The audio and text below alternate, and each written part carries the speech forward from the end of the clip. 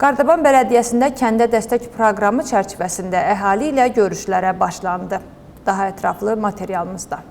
Qardabanda kəndə dəstək proqramı çərçivəsində əhali ilə konsultasiyalar başlayıb. Mer müavini Şalva Qurulişvili yerli hökumət nümayəndələri ilə birlikdə Yeni Samqori və Qamacova kəndlərində sakinlərlə görüşdü. Yığıncaqlar zamanı kəndlərin ehtiyacları müzakirə edilərək ehtiyac duyulan layihələrin seçilməsi prosesinə başlandı.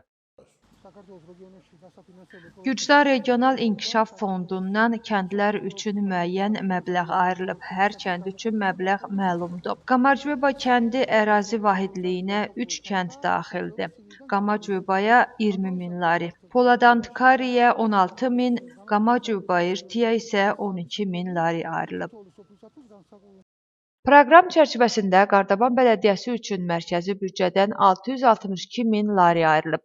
Maliyyələşdiriləcək layihələrin seçilməsi üçün ümumi yığıncaqlar fevralın 19-na dək davam edəcək.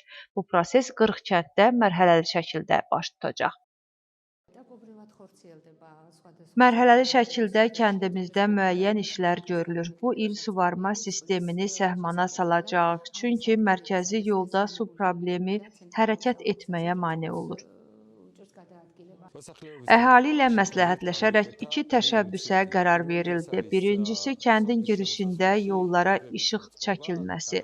Digər məsələ isə mərkəzi yolu səliqəyə salmaqdır. Əhali sonda hansı layihələrin maliyyələşdiriləcəyinə qərar verəcək.